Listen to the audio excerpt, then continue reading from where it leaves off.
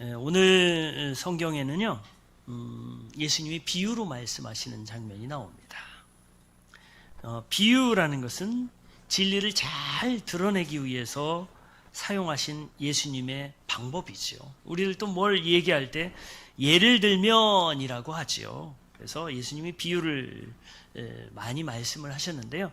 우리가 여기 잘 생각해야 될 것은 예수님은 비유를 언제나 풀어주셨을까요? 안 풀어주셨을까요? 풀어주셨습니다. 예수님은 비유를 언제나 풀어주셨어요. 그래서 요 4장에 있는 비유가 그 다음에 바로 13절부터 4장 1절부터 9절까지 있는 비유가 13절부터 또 나오는 거예요. 근데 이제 여기에서 이단들은 비유풀이라는 걸 해요. 그러면서 이렇게 해요. 자신들만이 특별히 이 비유를 해석할 수 있다. 그리고 이 비밀을 우리만 받았다라고 이야기를 합니다. 그런데 예수님의 비유는 언제나 해석을 갖고 있다, 안 갖고 있다? 갖고 있다. 그래서 그 이단들의 그런 비유풀이 이런 거에 넘어가지 않기를 바랍니다. 자, 오늘 이 본문에서 예수님은 우리 마음과 듣는 것과 굉장히 중요하다라고 말씀하고 있어요. 옛말에 눈을 잃으면 사물을 잃지만 귀를 잃으면 사람을 잃는다. 친구를 잃는다라는 그런 말이 있죠. 최근 연구에 의하면요, 귀가 안 들리는 것을 인지하고 보청기를 끼는 사람은 보청기를 적극적으로 끼면서 다른 사람들과 소통하는 사람들, 그리고 친구를 만드는 사람은 치매에 걸리지 않는다라는 연구 결과가 나왔습니다. 그래서 듣는 것과 친구와 치매 이런 굉장히 관련이 있는 거예요. 여러분, 그래서 내가 안 들리기 시작한다 그러면 보청기를 적극적으로 껴야 돼요. 그러면 친구도 잃지 않고 치매에 걸리지도 않습니다. 유대인들은 이렇게 이야기하죠. 이어가 열려야 히어가 된다. 이어는 귀잖아요. 근데 앞에 H자가 하나가 들어가면 히어, 듣다라는 게 돼요. 근데 히어가 될 때 하트가 열린다. 히어 뒤에 T가 들어가면 하트가 되거든요. 그래서 귀가 열려야 들리고, 들리는 것이 될 때 마음이 열린다라고 이야기를 합니다. 오늘 말씀은 예수님은 비유를 통해서 우리의 마음을 밭으로 표현하는데 바로 듣는 것과 관계되어 있다는 거예요. 어떻게 듣는 거에 따라서 마음의 종류가 갈라진다는 거예요. 오늘 말씀을 통해서 이 말씀이라는 거울을 통해서 여러분 마음이 어떤지를 한번 살펴보았으면 좋겠습니다. 한 농부가 씨를 뿌립니다. 그런데 이 농부는 이상해요. 여기저기에 씨를 마구 뿌리는 것 같아요. 왜 그럴까요? 당시 팔레스타인의 농부법은, 이 농사법은요, 우리처럼 땅을 먼저 갈고 난 다음에 씨앗을 하나씩 둘씩 뿌리는 그런 농사법이 아니에요. 팔레스타인의 농사법은 씨를 먼저 쫙 뿌린 다음에 막 땅을 갈아엎는 그런 거예요. 그런데 우리 한국처럼 이렇게 하면 좋을 텐데 왜 씨를 막 뿌린 그런 인상을 받죠? 아니, 아무리 그래도 그렇지 조금 씨를 좀 아끼면 좋겠는데 그냥 막 뿌리는 듯한 그런 인상을 받아요. 왜 그럴까? 여기 있는 농부는 왜 씨를 그냥 막 뿌릴까요? 두 가지 이유를 우리가 볼 수 있는데, 첫 번째는 이 사람의 마음이 너무 급한 거예요.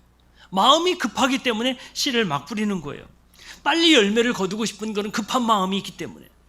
그리고 또 농부는 씨앗을 아끼지 않고 뿌리고 싶어 해요.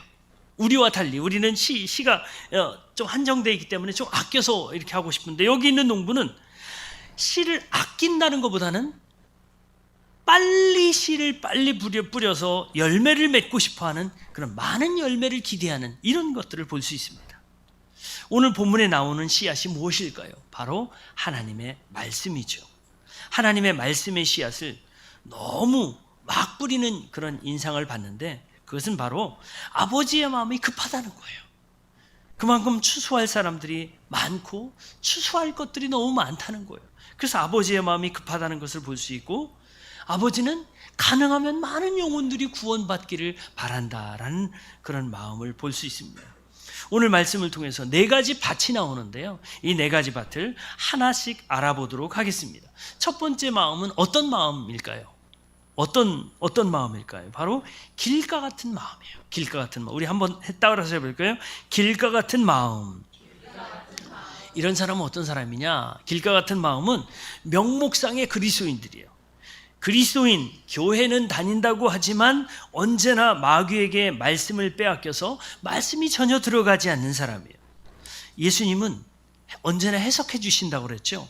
이런 사람들에 대해서 우리 14절 15절 4장 그 다음 장에 보면 14절 15절에 나와 있는데요. 우리 한번 다 같이 읽어보겠습니다. 시작. 씨를 뿌리는 사람은 말씀을 뿌리는 것이다. 길가에 뿌려지는 것들이란 이런 사람들이다. 그들에게 말씀이 뿌려질 때에 그들이 말씀을 듣기는 하지만 곧바로 사탄이 와서 그들에게 뿌려진 그 말씀을 빼앗아 간다. 아멘. 그들이 말씀은 듣기는 하지만 곧바로 사탄이 와서 그들에게 뿌려진 말씀을 빼앗아 간다는 거예요. 여러분, 그래서 말씀을 듣지 못하는 것은 누구에게 빼앗기는 걸까요? 말씀을 사탄에게 빼앗기는 거예요. 예전에 섬기던 교회에 이런 분이 있었어요. 이분이 예배 시작하면요, 기도도 잘하고 또 찬송도 잘하고 헌금도 잘하고 그렇습니다. 근데 이상하게도 설교만 시작하면 졸음이 오기 시작해요. 설교만 오면 너무 신기하게도 시계처럼 설교가 좀 늦게 시작되면 늦게 졸고 일찍 시작되면 일찍 졸고. 근데 더 놀라운 사실이 있습니다. 목사님이 설교를 딱 끝내는 순간에 눈을 딱 뜨는 거예요. 와, 너무 신기하지 않습니까? 정말 신기해요. 예전에 그런 분이 있었어요. 이거는요, 피곤해서라기보다는 마귀에게 빼앗겼어요. 마귀에게 말씀을 빼앗겼기 때문에, 마귀에게 사로잡혔기 때문에 그렇습니다.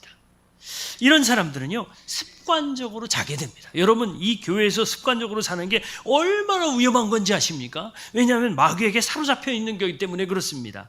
여기 길이라는 건 뭐냐면, 팔레스타인 땅에서는요, 팔레스타인에서 당시에 길은 어디에 있으냐면 밭과 밭 사이에 길이 쫙 있는 거예요. 그 길이라는 것은 누군가 처음에 한번 갔어요. 그런데 한번 갔는데 여기가 길인가 봐 그러면서 다니다 보니까 그 길이 어떻게 된 거예요? 계속 사람들이 다니다 보니까 딱딱해진 거예요. 이건 뭐냐면 습관화되었다는 거예요. 마귀에게 빼앗기고 마귀에게 사로잡히는 것이 굳어졌다, 습관적으로 되었다라는 거예요. 그래서 예배 시간에 졸린 사람은 습관적으로 뭐한 사람이에요? 사탄에게 사로잡힌 사람들이에요. 여러분, 사탄에게 사로잡히지 않기를 소망합니다. 여러분, 이렇게 한번 외쳐볼까요? 사탄아, 예수님의 이름으로 명령한다. 나에게서 떠날지어다. 아멘. 여러분, 사탄에게 사로잡히지 말고 졸릴 때는 어떻게 하느냐? 방법이 있어요. 졸릴 때는 두 가지를 하는 거예요. 하나는 성령님께 요청하고, 두 번째는 사단을 꾸짖고 쫓아내는 거예요. 성령님께 요청하고 사단에게 꾸짖고 사단을 물리칠 때 성령님께서 우리를 도와주시는 줄 믿습니다. 물론 이제 어떤 분들은 진짜 밤새도록 근무하고 와가지고 안 졸리고 싶은데 할 수 있어요. 그런 분들은 예외죠. 그런 분들은 진짜 육신의 그런 피곤함이 그런 분들은 예외지만, 그렇지 않은 경우는 사단에게 사로잡힌 거예요. 그리고 또 교회에서 여러분 조는 것은 누구 책임인 줄 아세요? 그거는 목사 책임이에요. 목사 책임. 그 어떤 목사님이 설교를 하는데, 예배 시간에 막 설교를 하는데 어떤 성도가 꼬박꼬박 조는 거예요. 그러니까 이 목사님이 설교를 하다가 기분이 좋을까요? 안 좋을까요? 안 좋겠죠. 그러니까 그 옆에 있는 집사님에게, 집사님, 그 옆에 있는 김 집사 좀 깨우세요 라고 얘기했어요. 근데 그 옆에 있는 집사님, 깨우려고 하는 집사님이 박 집사님이었거든요. 근데 박 집사님이 이렇게 이 얘기했다 그래요. 뭐라고 얘기냐면, 지가 재워놓고 나보고 깨우라 그래. 그래서 설교는 사실은 성도들이 자는 것은 목사 책임이에요.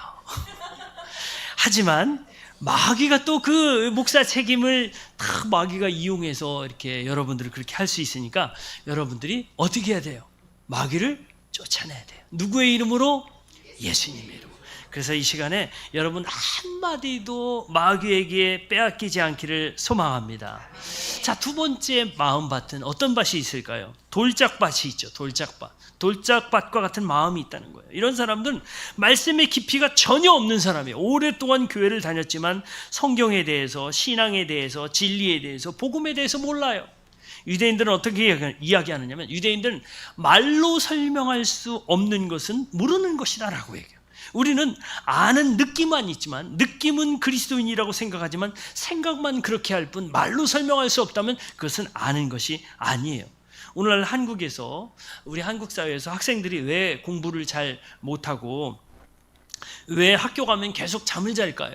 왜 학교에 가서 잠을 자냐면, 지금 선생님이 가르쳐주는 그 공식이 내가 아는 공식이라는 느낌을 가지고 있기 때문에 그래요.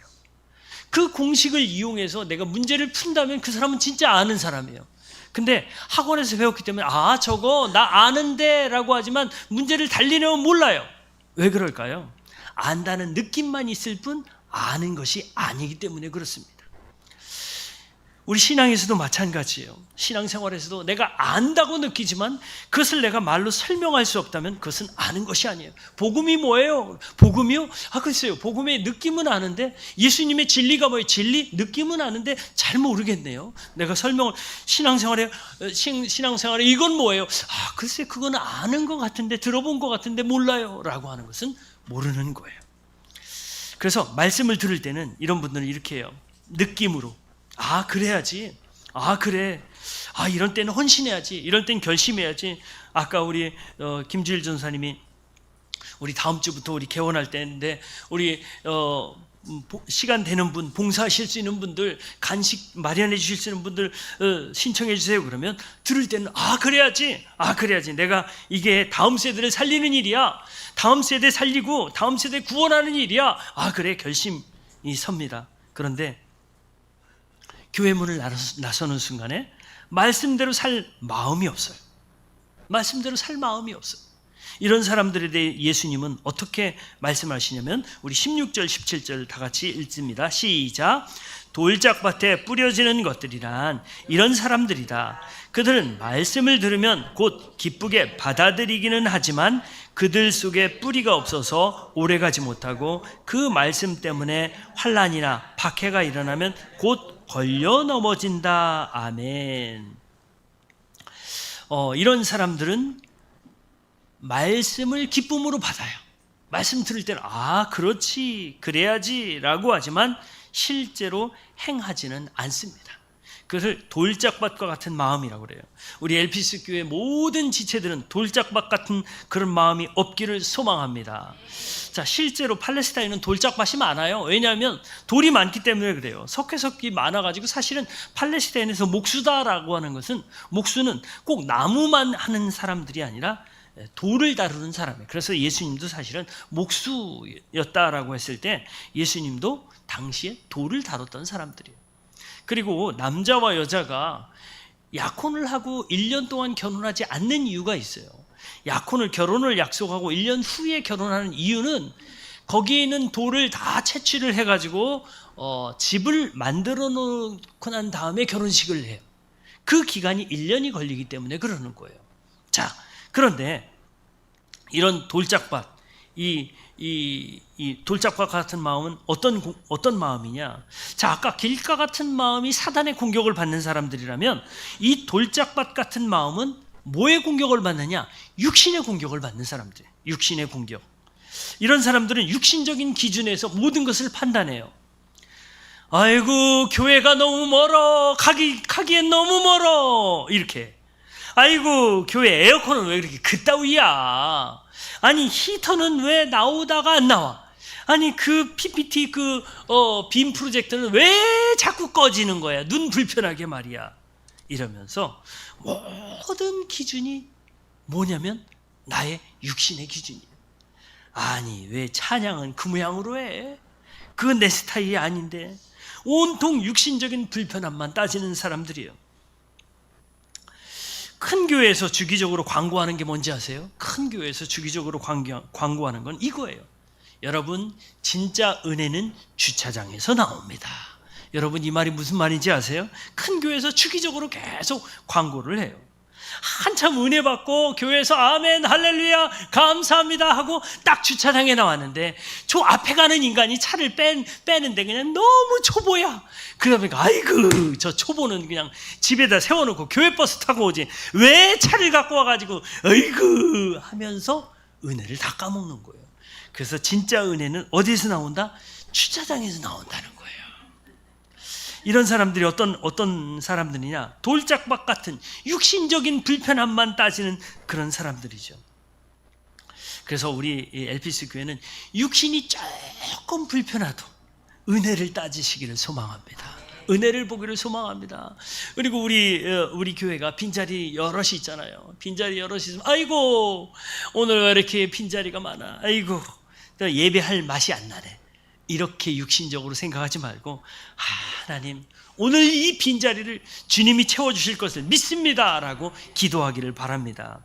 C.S. 루이스의 스크루테르프의 편지라는 그런 아주 유명한 책이 있어요. 아주 재미있는 책이기도 합니다. 이 책에 보면 이 책은 이 삼촌 악마가 이 조카 악마에게 쓰는 편지예요. 이 스크루테르프가 이 조카 악마예요. 그래서 이 삼촌 악마죠. 이 삼촌 악마가 조카 악마에게 이 편지를 썼는데 그 책에 나오는 한 내용을 여러분들에게 소개해 드리려고 합니다. 한 노신사가 어느 날 도서관에 갑니다. 도서관에서 가서 이제 책을 보는데 이 책 중에서 이 노신사는 기독교인이었어요. 그래서 기독교 서적을 읽습니다. 근데 기독교 서적을 읽다가 너무 감동스러운 장면이 나오는 거예요. 우와! 내 일생이 얼마 남지 않았는데 이제는 제대로 신앙생활 해봐야 되겠다. 이런 결심을 하게 됩니다. 그래서 스크루테르프의 편지가 아마 저 책장에 있을 거예요. 여러분 시간 나면 꼭 읽어보세요. 제대로 신앙생활 해보자. 그래, 결단이 인생을 바꾼다는 이런 말이 있는데 그래, 나도 결단해봐야 돼. 결단해. 주님, 제가 정말 다르게 살아보겠습니다. 지금까지 내가 오랫동안 삶을 살면서 정말 그냥 그저 그런 삶이었었는데 이제는 정말 내가 새로운 삶으로 바꿔서 살아보겠습니다라고 이제 결단합니다. 그 믿음이 생겼어요. 그리고 일어났어요. 그런데 하필 그 시간에 배에서 꼬르륵 소리가 나는 거예요. 그래, 주의 일도 밥 먹고 해야지. 그리고 이제 밥을 먹으러 갑니다. 밥을 딱 먹었는데 밥 먹고 난 다음에 뭐가 옵니까?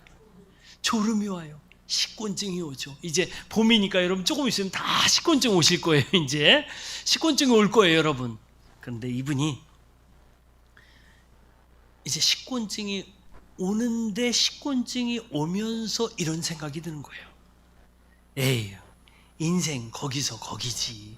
뭐 특별하게 내가 뭐 한다고 뭐 달라지겠어? 라고 하고 이 사람이 돌아서 가게 됩니다. 근데 그 뒷모습을 보면서 마귀가 회심의 미소를 짓습니다. 그 내용이 바로 이 스크루테르프의 편지에 나오는 내용이에요.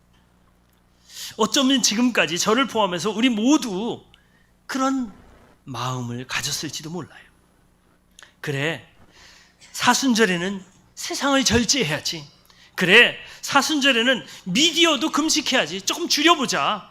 5시간 드라마를 봤는데 이제는 반으로 줄여서 한 2시간 반만 보자.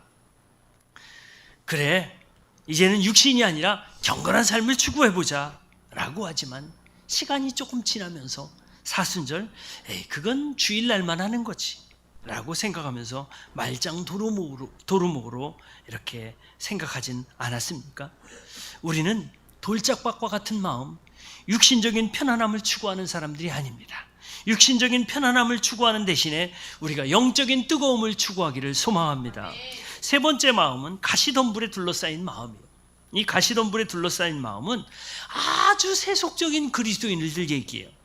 아까 이 육신적인 그리스도인이 돌짝박과 같은 마음이라면 가시덤불에 둘러싸인 마음은 세상 것을 추구하는 그런 육신적인 그리스도인이에요. 그래서 하나님과 세상을 겸해서 즐기면서 신앙생활도 즐기고 세상의 일도 즐기면서 사는 사람들이에요. 그리고 이런 사람들은 언제나 우선순위가 언제나 나와 내 가족과 세상적인 거죠. 예배와 신앙은 언제나 뒷전이죠. 내일이 바쁘면 예배라든가 이런 것들은 뒷전이죠. 세상의 즐거움에 빠져서 열매는 관심이 전혀 없습니다. 신앙생활에 열매가 있지요. 그런데 이런 사람들은 열매가 전혀 관심이 없죠. 18절과 19절 우리 다 같이 한번 읽어볼까요? 시작. 가시덤불 속에 뿌려지는 것들이란 달리 이런 사람들을 가리키는데 그들은 말씀을 듣기는 하지만 세상의 염려와 재물의 유혹과 그 밖에 다른 일에 욕심이 들어와 말씀을 막아서 열매를 맺지 못한다. 아멘. 흥미로운 사람들은 이 사람들이 뭐로 가득 차 있느냐? 세상의 욕심으로 가득 차 있다는 거예요. 세상의 욕심으로. 그래서 세 번이나 같은 의미를 가진 단어, 같은 단어는 아니지만 같은 의미와 같은 뉘앙스를 가진 이 단어가 세 번이나 반복됩니다. 그게 뭐냐면 세상의 염려라는 거예요. 세상의 염려. 이게 욕심이라는 의미를 가지고 있습니다. 재물의 유혹, 이것도 여기서 말하는 유혹도 욕심이라는 의미를 가지고 있어요. 그리고 다른 일의 욕심. 자, 이런 세 가지 단어, 염려, 유혹, 욕심, 같은 뉘앙스를 가진 단어예요. 이런 사람들의 특징은 욕심이 가는 곳에 마음이 가는 거예요. 욕심이 가는 곳에 마음이 가는 거예요. 요즘 비트코인 그러죠.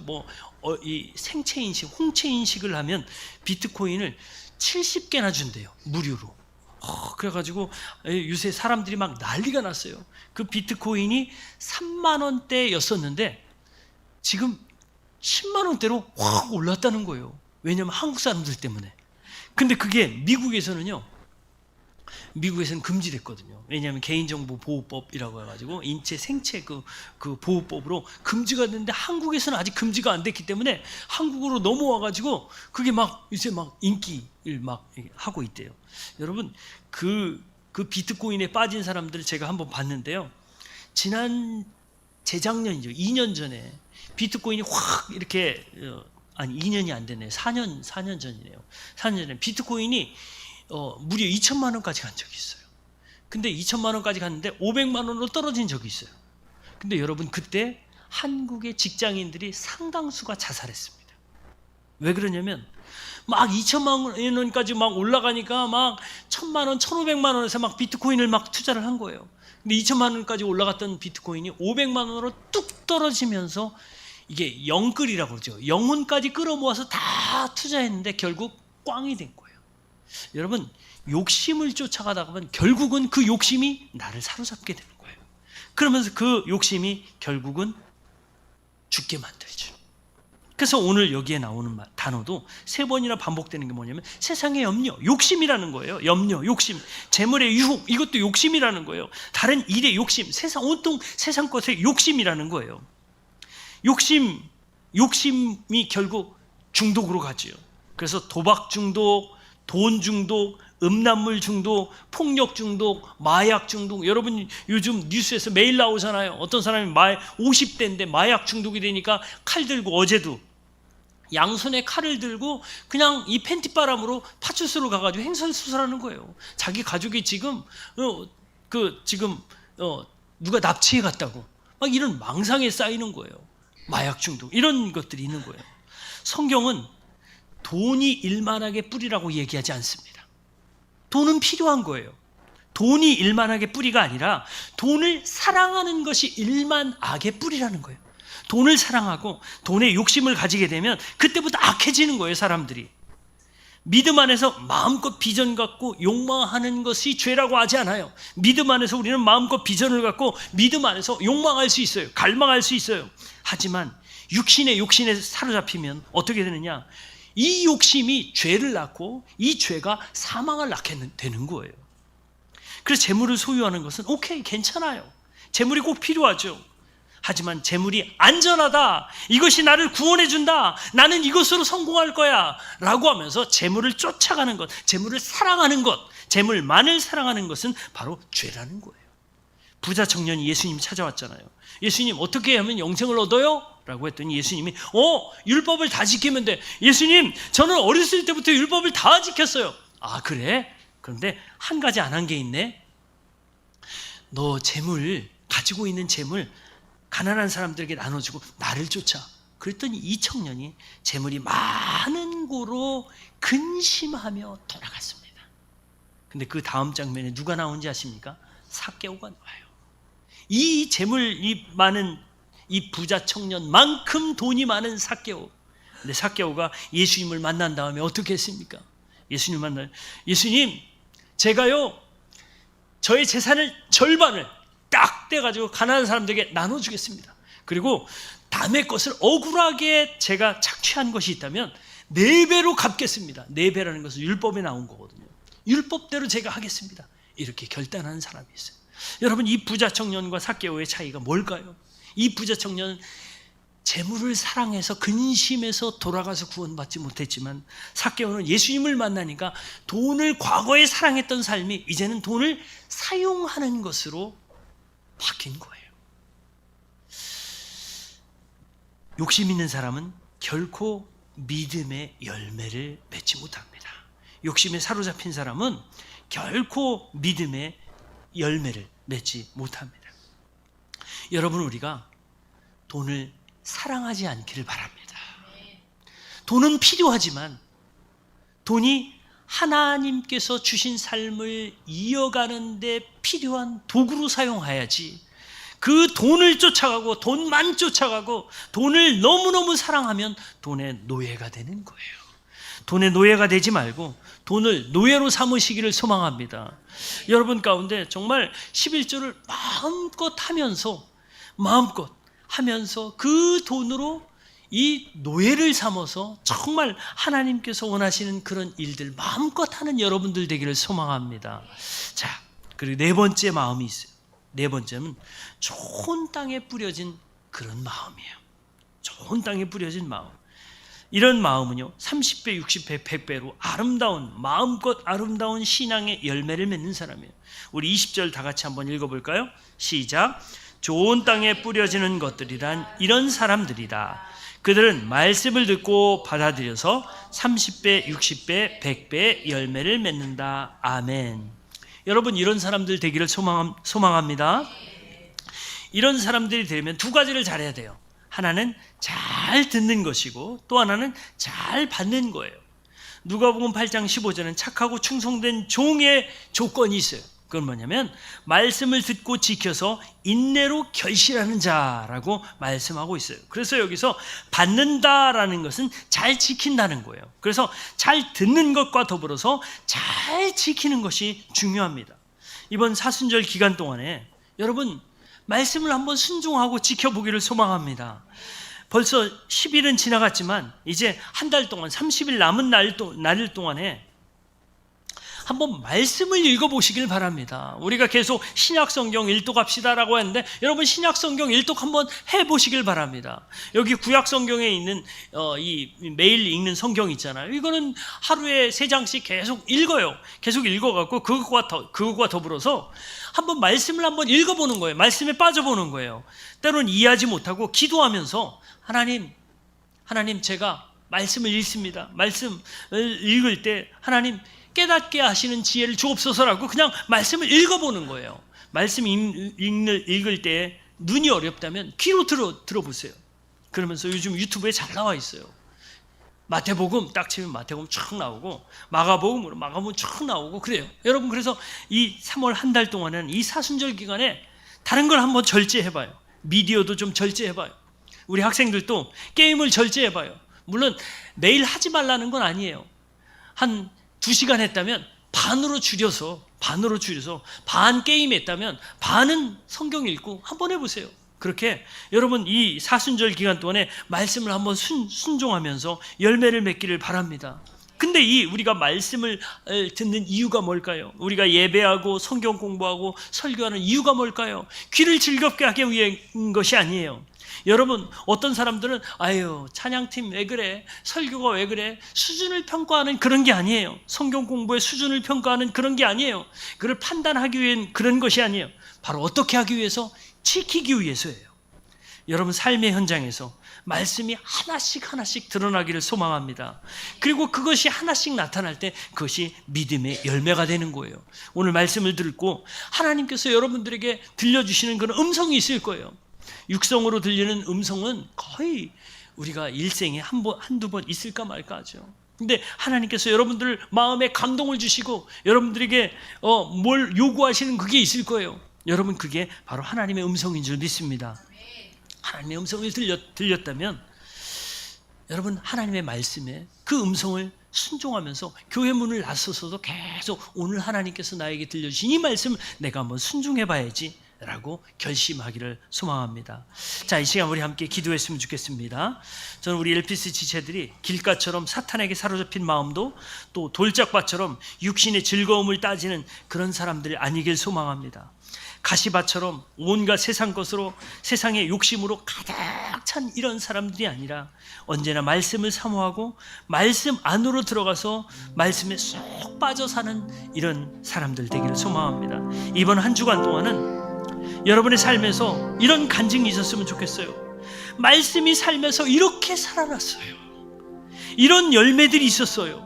이런 간증들이 넘쳐나기를 소망합니다. 이 시간 우리 함께 기도할 때 하나님, 정말 제 마음밭이 좋은 땅이 되게 하옵소서라고, 이렇게 길가밭 아니고 돌짝밭 아니고 이런 가시밭 아니고 좋은 밭이 되게 하옵소서라고 이 시간 우리 함께 기도하겠습니다.